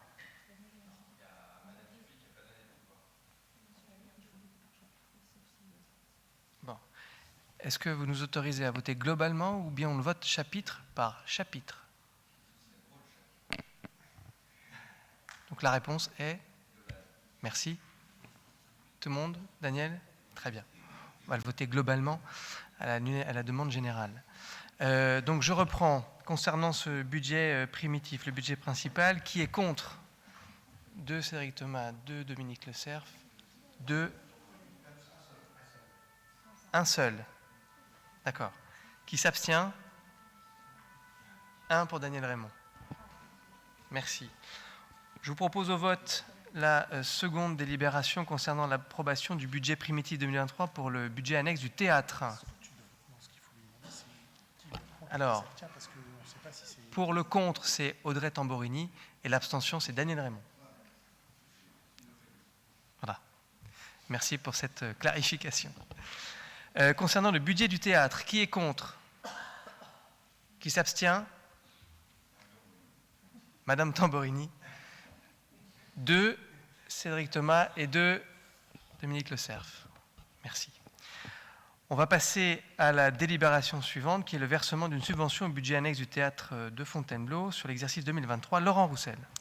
Alors là, pour aller vite, je reprends le montant qui a été cité avant. C'est donc une subvention de 520 000 € pour le théâtre.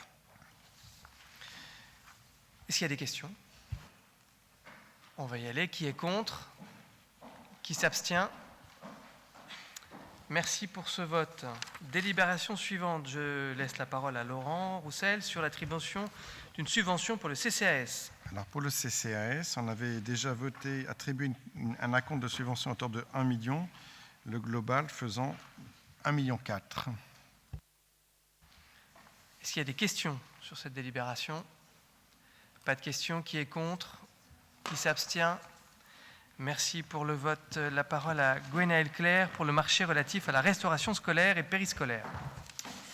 Oui, bonsoir à tous. On évoquait l'augmentation des tarifs de restauration scolaire, on y est. Donc, dans le cadre de ce marché qui date donc du mois de mai 2021 avec la société Convivio, un premier avenant avait été approuvé donc en 2021 compte tenu du contexte et notamment de la guerre en Ukraine et de la hausse des matières premières qui entre bien évidemment en jeu dans la fabrication des repas, et afin de préserver l'équilibre financier avec donc ce prestataire, l'avenant numéro 2 a pour objet la mise en place de ce qu'on appelle un bordereau des prix unitaires, un BPU exceptionnel à compter de la date de notification, et ce jusqu'au 31 décembre 2023.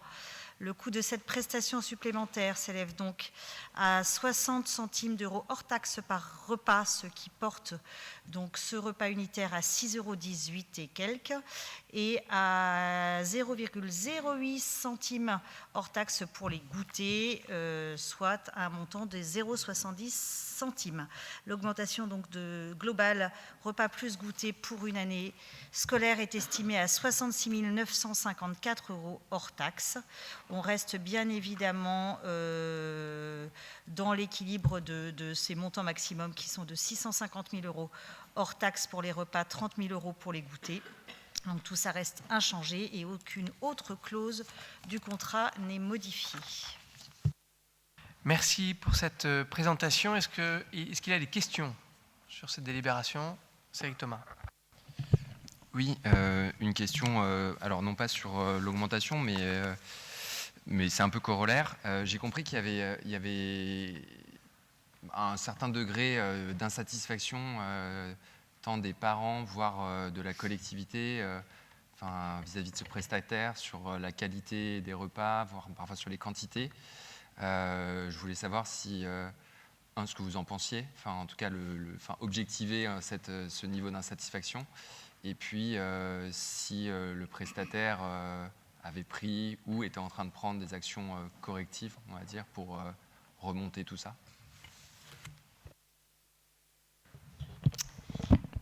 Oui, alors l'insatisfaction est un mot faible. On est effectivement quotidiennement dans le contrôle et l'appréciation de la qualité de ces repas, prestataires que nous avons reçus à plusieurs reprises. Ce sont des incidents malheureux, mais des incidents qui se sont répétés, non pas du tout au niveau de la quantité, ça c'est quelque chose d'extrêmement calibré, donc ça a toujours été respecté. C'était pas tellement le sujet, c'était plutôt au niveau de la qualité et au niveau plus exactement du respect du cahier des charges initial, pour la bonne et simple raison que nous avions un cahier des charges qui était quand même relativement précis. Je vous donne un exemple sur la date, par exemple, la date de péremption des produits laitiers. On avait un certain délai. Il se trouve que parfois, alors c'est pas périmé, mais c'est une date plus courte que ce qui était prévu. Donc pour ce type de désagrément, bien évidemment, on leur fait des retours. On comprend parfaitement que, dans le contexte de la loi Egalim, 2, dans finalement un marché assez contraint actuellement en termes d'approvisionnement, ce genre de choses peuvent arriver. Néanmoins, on n'en était pas informé, ou en tout cas pas suffisamment en amont, donc ça posait problème. Et on a eu, et ça c'est pas un secret, puisque les enfants ont été concernés, quelques incidents malheureux, notamment sur des morceaux de plastique qui ont été retrouvés dans les barquettes qui sont livrées par les enfants. Je parle d'incidents, pas d'accidents, heureusement, pour l'instant. Donc on est extrêmement vigilant au quotidien. On fait des retours quotidiens de ces désagréments à la fois au centre de loisirs et dans les écoles. Fanny Camara est en charge de ces retours à la ville. On va même jusqu'à faire constater par huissier quand il y a quelque chose qui pose vraiment souci. Et on est en pleine réflexion quant à la reconduction, bien sûr, de ce marché, puisqu'on a la possibilité au mois de juillet de revoir ce contrat-là. Voilà. Merci pour ces précisions. En fait, si je peux me permettre, il y a accompagné l'entreprise Convivio par rapport aux difficultés qu'elle rencontre, difficultés d'ordre économique, et c'est l'objet des délibérations qui vous sont proposées ce soir. Et puis il y a le suivi de la qualité du service, qui est un autre sujet, et Gwenaëlle Claire l'a très bien expliqué. On est soucieux évidemment de la qualité des prestations pour les enfants. Sur ce point, il y a beaucoup à redire, et on traite les choses de façon bien distincte. Il y a ce qui permet d'accompagner l'entreprise, elle a droit à ce genre d'accompagnement, donc on l'étudie, on l'analyse, on le propose au vote ce soir, et effectivement, on fait tout pour avoir une lecture très objective et très fine de la qualité du service pour pouvoir prendre les mesures nécessaires dans les prochaines semaines, prochains mois, si la qualité, en tout cas le redressement de la qualité, n'est pas au rendez-vous.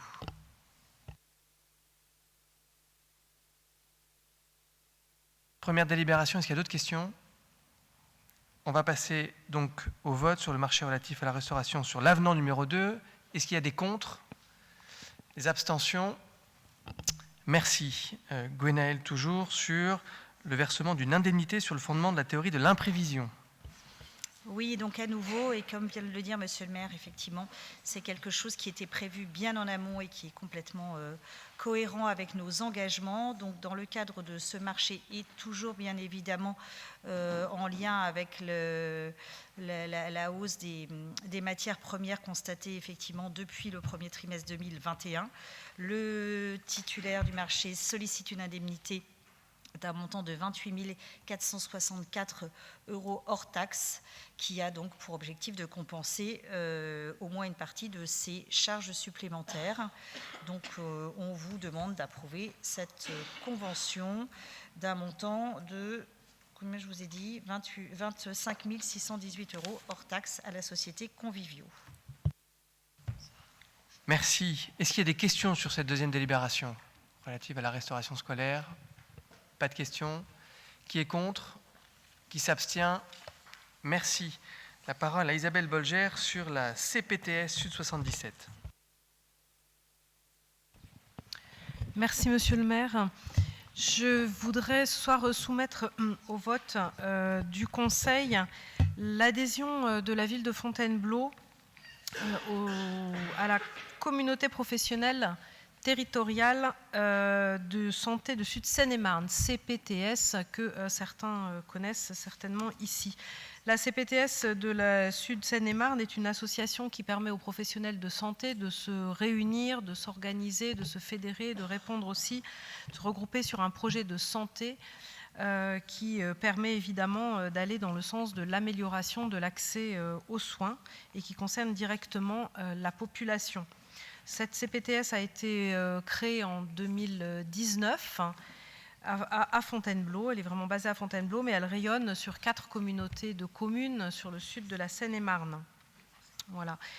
Donc ça couvre un territoire de 85 communes, 166 000 habitants. Sont installés aujourd'hui 700 professionnels de santé.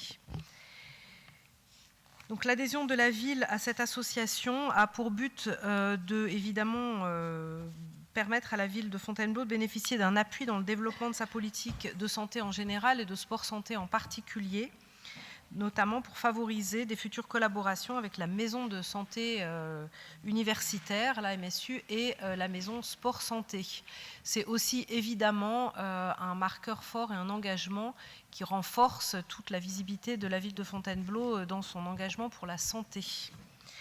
Donc c'est une cotisation annuelle qui ne changera pas énormément l'addition qui sera présentée au conseil municipal prochain, puisqu'il s'agit d'une cotisation de 20 €.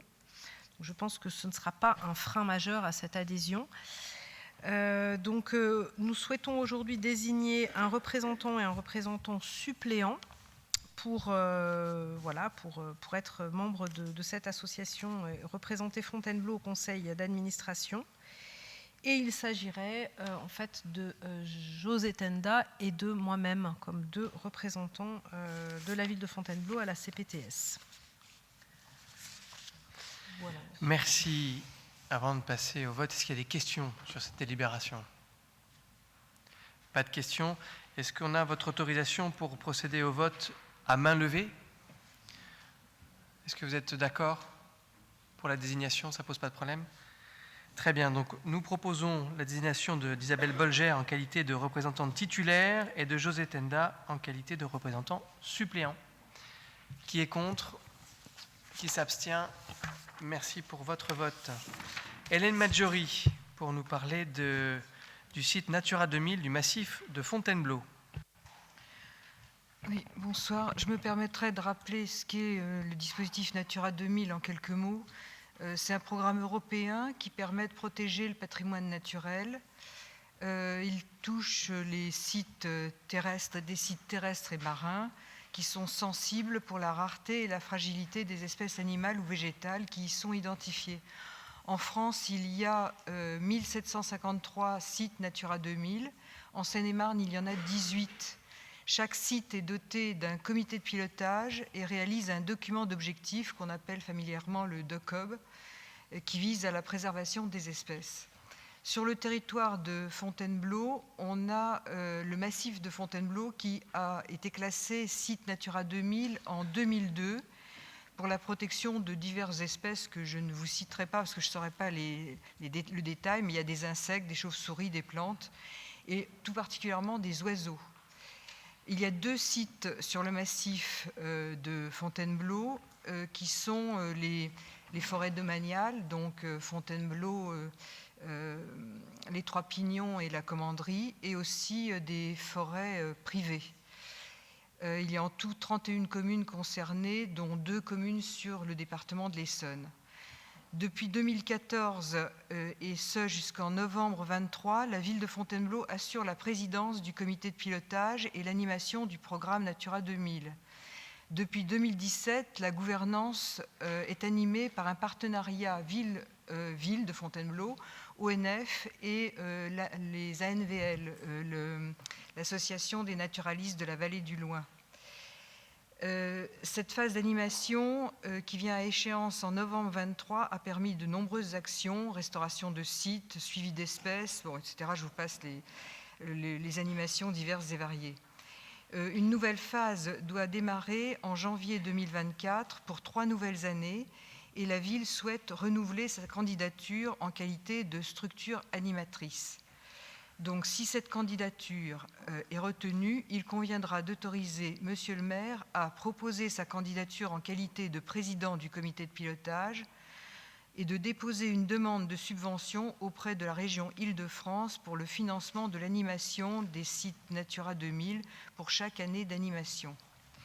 Donc, il est demandé au conseil municipal d'autoriser Monsieur le maire ou son représentant à renouveler la candidature de la commune de Fontainebleau pour la phase d'animation 2024-2026 du document d'objectifs pour les sites Natura 2000, massif de Fontainebleau, et d'autoriser Monsieur le maire à présenter dans ce cadre sa candidature en qualité de président du comité de pilotage Natura 2000 pour les sites du massif de Fontainebleau, et enfin d'autoriser Monsieur le maire ou son représentant à signer tous les documents relatifs à ce dossier. Merci Hélène Maggiori pour cette présentation. Est-ce qu'il y a des questions sur cette délibération? Cédric Thomas. Oui. Évidemment, là-dessus, on y est favorable, mais moi j'ai une question sur où est-ce qu'on trouve les fameux documents, le fameux document d'objectif qui est rédigé par ce comité de pilotage? Alors le DOCOB, je pense qu'il est dans nos services, auprès de Florent Bénard par exemple. Et là en ce moment, on est en train de constituer un nouveau DOCOB avec l'ONF et les ANVL. Ce que je veux dire, c'est que ce n'est pas un document qui peut avoir un intérêt pour les particuliers ou pour des gens extérieurs. Enfin, ce n'est pas quelque chose qui mériterait d'être publié ou d'en faire la publicité d'une manière ou d'une autre? Dans l'animation, il y a des animations publiques, il y a des...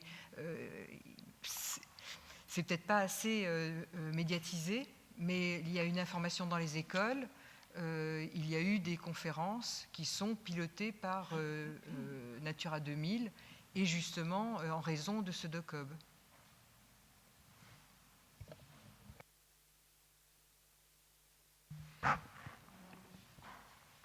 Est-ce qu'il y a d'autres questions?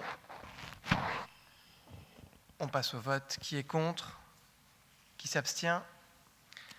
Merci. La parole à Thibaut Flynn pour une délibération sur des remboursements de frais. Bonsoir à tous. Alors je vous rassure, je vais être un peu plus rapide qu'au précédent conseil municipal et éviter de vous faire l'historique des contraventions depuis la fin de la Seconde Guerre mondiale. Mais donc c'est la loi des séries, malheureusement c'est très rare, mais c'est donc une seconde personne qui, par mégarde, s'est trompée et a payé un stationnement équivalent au FPS, donc 40 € au lieu de 2 €. Donc bien évidemment, on vous propose, exactement sur le même principe que le conseil municipal du 15 février, de rembourser la différence à cette personne.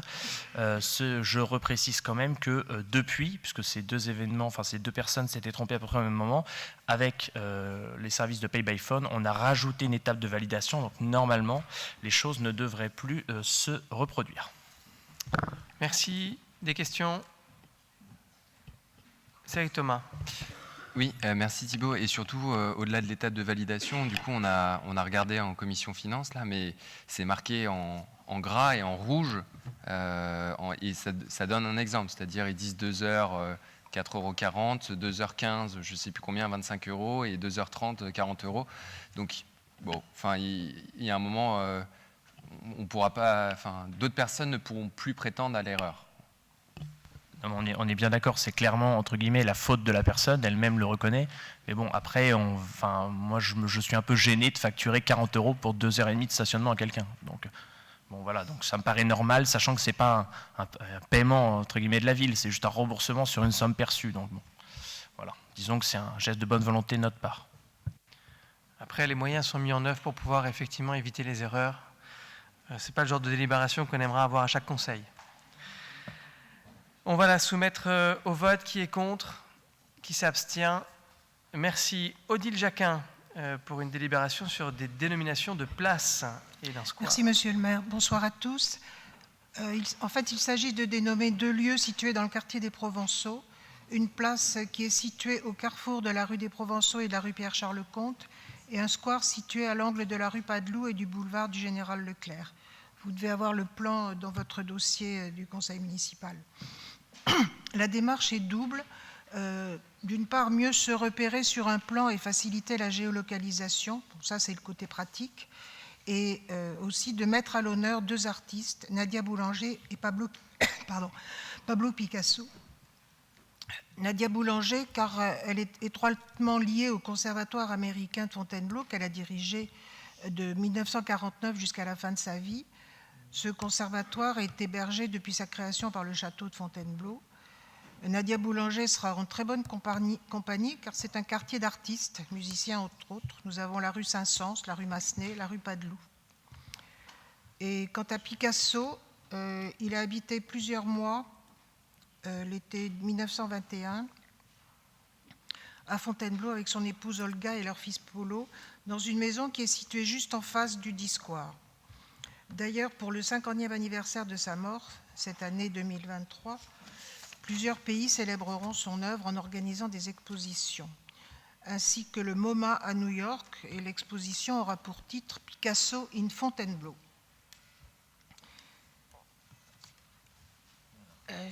Je précise que la dite dénomination doit être conforme à l'intérêt public local et ne doit ni provoquer de troubles à l'ordre public, ni heurter la sensibilité des personnes, ni porter atteinte à l'image de la ville.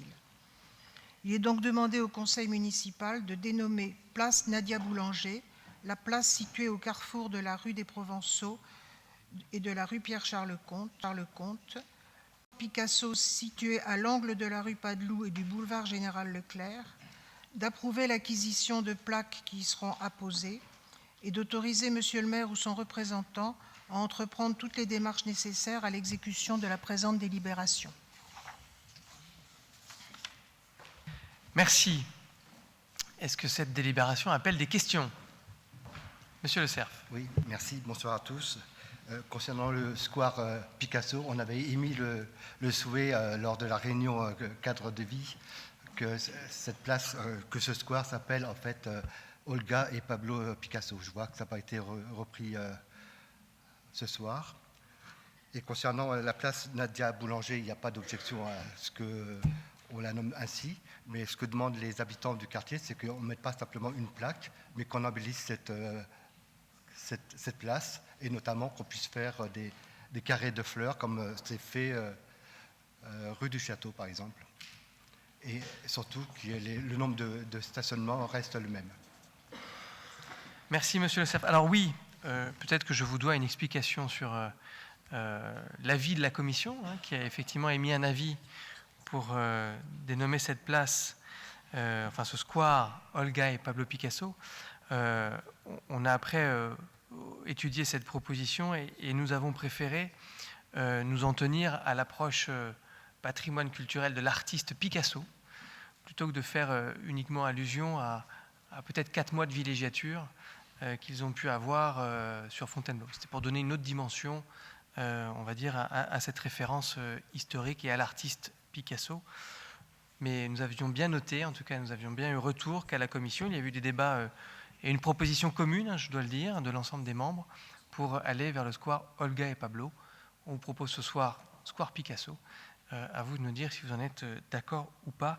Et quant à l'embellissement, Monsieur Le Cerf, oui, ça fait écho à une visite de quartier que nous avons eue il n'y a pas très longtemps. Nous avons d'ailleurs écrit le compte-rendu distribué ces derniers jours, où on s'engage effectivement à revoir un petit peu l'embellissement général du quartier, notamment à cet endroit, et encore plus si nous avons une belle place Nadia Boulanger. Est-ce qu'il y a d'autres questions sur cette délibération? Pas de questions. Qui est contre? Qui s'abstient? Une abstention à ma droite. Merci pour ce vote. Délibération suivante. Gwenaëlle Claire sur la convention d'objectifs et de financement avec la caisse d'allocation familiale. Oui, donc quelque chose d'assez systématique sur ces dernières années. Cette convention classe, donc contrat local d'aide à la scolarité, avec effectivement, en accord avec la CAF, pour deux actions sur notre commune, 1, 2, 3 lectures.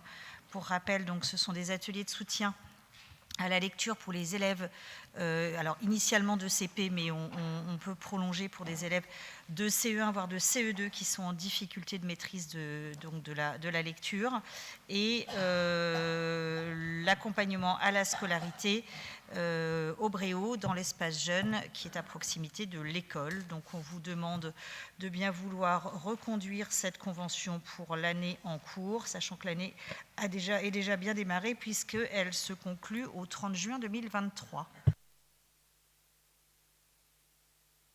Merci. Est-ce qu'il y a des questions sur cette convention d'objectifs? Pas de questions. Qui est contre? Qui s'abstient?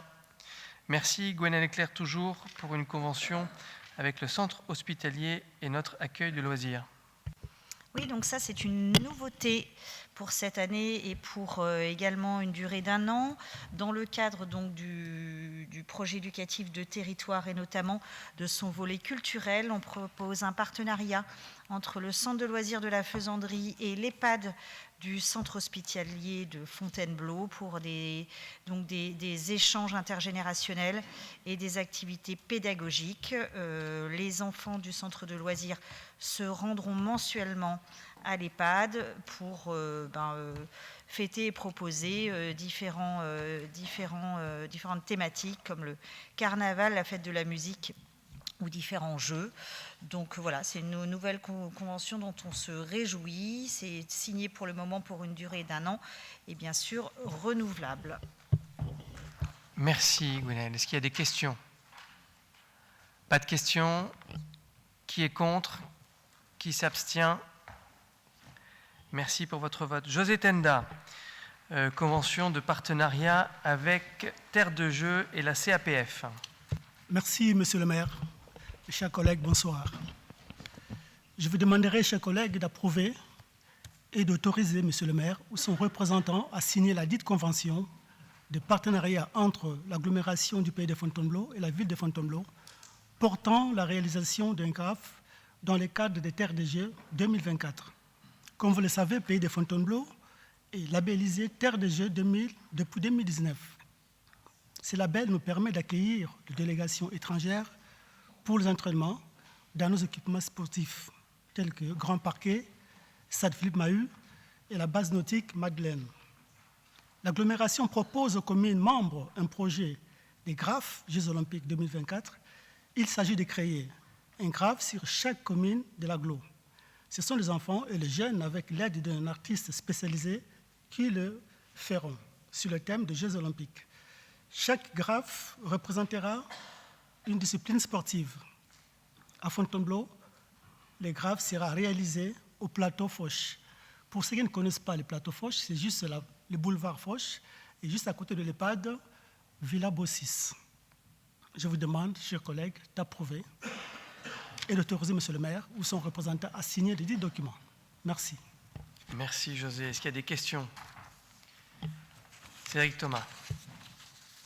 Oui, oui, c'est une bonne idée de le faire au petit stade boulevard Foch. Surtout que les murs, ils sont pas très, ils sont assez moches. Et du coup, je vois que ce qui est mentionné, c'est que le graphe, il parle de 6 mètres de long sur 5 mètres de hauteur. Mais là-bas, il n'y a pas de mur de 5 mètres de hauteur, je pense. Mais du coup, je me demandais quelle partie de mur allait être décorée. Est-ce que tu sais déjà, est-ce que c'est là où ils jouent au foot, les gamins, sur le côté gauche, ou est-ce que c'est derrière, là où il y a les barres de traction, où il y a le mur du fond? C'est sur le côté. Je pense que tu connais les stades, tu connais l'emplacement. Ok, mais donc les dimensions là qui sont mentionnées, c'est jusqu'à quoi? Enfin, c'est un Voilà, nombre de mètres carrés en fait, quoi. On s'ajustera à la dimension le du mur, il fait 2 mètres. C'est l'artiste, on va voir. On évitera de déborder. Et le sport pour Fontainebleau, la discipline sportive retenue, est-ce que ça a déjà été décidé? Puisque c'est un sport par commune pour les disciplines olympiques. Ça sera en commun accord avec la ville. Oui, mais on ne l'a pas décidé, c'est ça, encore ça. Ok. C'est le principe qui est proposé au vote ce soir. Ok. D'autres questions? Bien. Qui est contre? Qui s'abstient? Merci pour votre vote. José, toujours, pour une subvention au PFA. Merci, monsieur le maire. Je pense qu'il y a beaucoup de belles fontaines. Ils ont assisté hier à un événement grandiose. Nous étions tous là, à Fontainebleau, où il y avait à peu près 1808 participants et 550 élèves qui ont participé à la foule impériale. C'est du travail. Nous pouvons féliciter le pays de Fontainebleau, athlétisme, les agents de la ville, les partenaires, les bénévoles qui ont fait du grand boulot, et nous avons eu un événement vraiment à féliciter. Étant donné qu'il y a beaucoup de choses, de moyens à mettre en place, nous avons eu l'aide, la demande au niveau de l'association Pays de Fontainebleau Athlétisme, une demande de subvention exceptionnelle de 5 000 €. Je pense que c'est tout à fait nécessaire qu'on puisse leur accorder cette subvention parce que, étant donné que le travail que ça nécessitait, je pense que personne ne dira non à cette demande. Donc je vous demande, chers collègues, d'attribuer une subvention exceptionnelle de 5 000 € et de préciser que les crédits nécessaires sont inscrits au chapitre 67 du budget 2023. Merci à vous. Merci beaucoup, cher José. Bravo pour ton chrono hier. On est tous d'accord pour se féliciter que cette course ait bien pu avoir lieu. Ce n'était pas gagné. Je veux parvenir sur le contexte un petit peu délicat de l'été dernier, ou plutôt de la rentrée de septembre, qui a fait qu'il y a eu pas mal d'hésitations, de tergiversations quant à l'organisation de cette course. On a trouvé, in fine, au mois de décembre, un partenaire solide, le PFA, Pays de Fontainebleau Athlétisme, qui a relevé les manches et qui, en 4 mois à peu près, a relevé le défi d'organiser cette course auquel nous tenons. Et je crois que nous sommes tous très heureux de l'événement d'hier, et en tout cas, on peut les féliciter et les remercier. Et au travers de sa présidente, Sylvie Durieux, l'ensemble des membres de cette association, l'ensemble des bénévoles, partenaires, comme tu l'as très bien rappelé, José, c'était un pari pas évident, mais un pari réussi. Et je tiens aussi à souligner la très bonne coopération qui a pu avoir lieu entre le PFA et les services de la ville. Les services de la ville qui étaient une nouvelle fois au rendez-vous, à la fois en termes de basket et de kilomètres, mais surtout en termes d'organisation, pour pouvoir permettre la réalisation de cet événement. On fera le bilan de cette session et on essaiera de démarrer un peu plus tôt pour la session 2024 qu'au mois de décembre prochain. Voilà, un grand merci au PFA et à tous ses membres qui ont relevé le défi en quelques mois. Voilà ce que je voulais dire. Est-ce qu'il y a des questions ou des demandes d'intervention sur ce sujet? On va passer au vote. Qui est contre? Qui s'abstient? Merci pour votre vote. Laurent Roussel, pour une délibération pour un prêt de tableau. Oui, alors il s'agit du prêt de un tableau, en fait, un baril, puisqu'on en a 3. Donc là, c'est un baril qui sera prêté au département de Seine-et-Marne, qui organise au sein de la maison atelier Théodore Rousseau une exposition 2 siècles d'évolution des paysages, regard d'artiste sur la forêt de Fontainebleau, et 5 objets. Voilà, je ne ferai pas la liste des objets. Donc c'est les œuvres d'art et les tableaux de la collection, des collections de la ville sont particulièrement prisés lors des expositions. Merci Laurent. Est-ce qu'il y a des questions? Pas de questions. On passe au vote. Qui est contre? Qui s'abstient? Merci pour votre vote. Laurent, toujours, pour la dernière délibération du soir.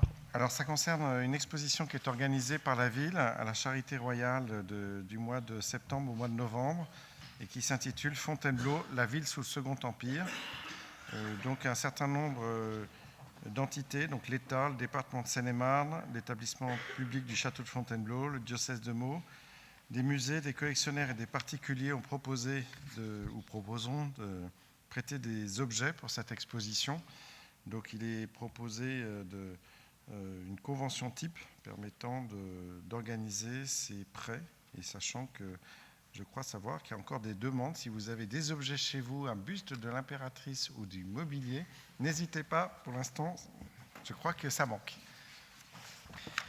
Merci pour cet appel. Est-ce qu'il y a des questions sur la délibération? Pas de questions. Qui est contre? Qui s'abstient? Merci pour votre vote. On arrive à la fin de ce conseil municipal. Merci pour votre présence. Je voulais juste, avant de nous quitter, vous rappeler 2 dates. La première, c'est la date du prochain conseil municipal qui aura lieu le lundi 15 mai. Nous aurons l'occasion de voter le compte administratif et puis les subventions aux associations. Et puis, je vous demanderai de bien vouloir noter dans vos agendas le lundi 5 juin, 19h30, pour sans doute un conseil complémentaire. Et c'est en écho avec la délibération que nous avons votée sur Convivio. Il est probable que nous ayons besoin d'avoir certains formalismes quant à la suite du dossier, notamment sur la restauration scolaire. Donc, nous prévoyons d'ores et déjà un conseil municipal de plus le 5 juin à 19h30 et nous vous confirmerons cela dans les meilleurs délais. Merci et à très bientôt.